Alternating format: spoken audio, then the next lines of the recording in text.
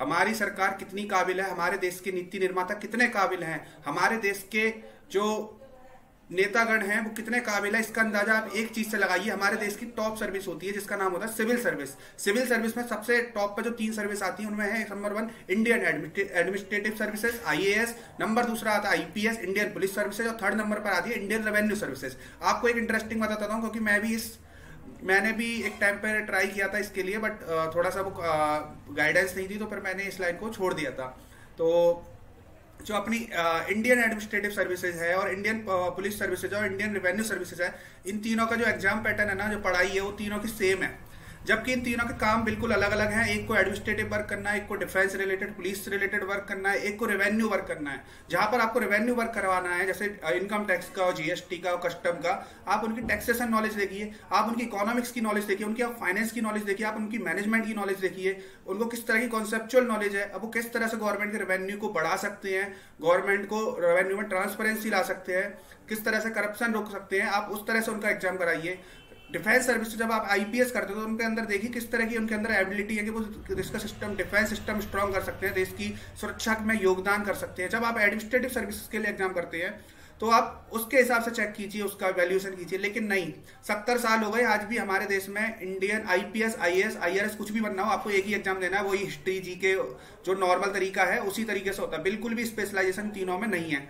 वो सरकार आज हमारे CA इंस्टीट्यूट पे की स्वायत्ता पर सवाल उठा रही है, हमारे अगेंस्ट में एक्शन लेने जा रही है, तो इनकी नीयत पर सवाल उठने बिल्कुल जायज है। यहाँ पर आप देखिए, सरकार को आज 70 साल लग गए पता चलने में कि हमारा एजुकेशन सिस्टम फॉल्टी है। जो सरकार आए दिन अपने एग्जाम पेपर लीक कराती है, रेलवे, SSC के और एजुकेशनल डिपार्टमेंट के, चाहे स्टेट गवर्नमेंट के हो या सेंट्रल गवर्नमेंट के हो, वो गवर्नमेंट हमारे इंस्टीट्यूट में कंट्रोल लाना चाहिए। और दूसरी चीज जो है कि CA में बिल्कुल भी रिजर्वेशन नहीं होता।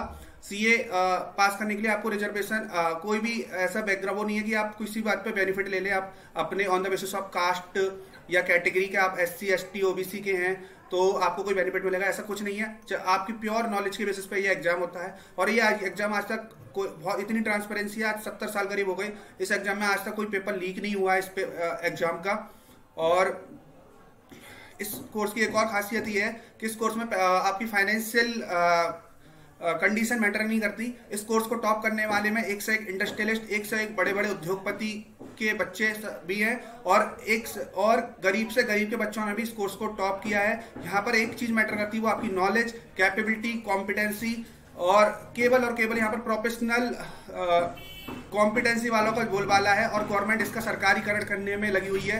बहुत ही शर्म की बात है, जहां गवर्नमेंट एक तरफ निजीकरण की बात कर रही है, वहां हमारे ऐसी स्वायत्त जो ऑटोनॉमस इंस्टीट्यूट है, हमारा चार्टर्ड अकाउंटेंट इंस्टीट्यूट, जो कि प्रोफेशनल बंदों द्वारा मैनेज किया जाता है, उन पर गवर्नमेंट कंट्रोल करने के चक्कर में है, उसका सरकारीकरण करने के चक्कर में, उसका बाबूकरण करने के चक्कर में है। बहुत ही लज्जा की बात है ये, और हम सबको इसका मिलकर विरोध करना चाहिए, आम जनता, राष्ट्र को, सबको। यह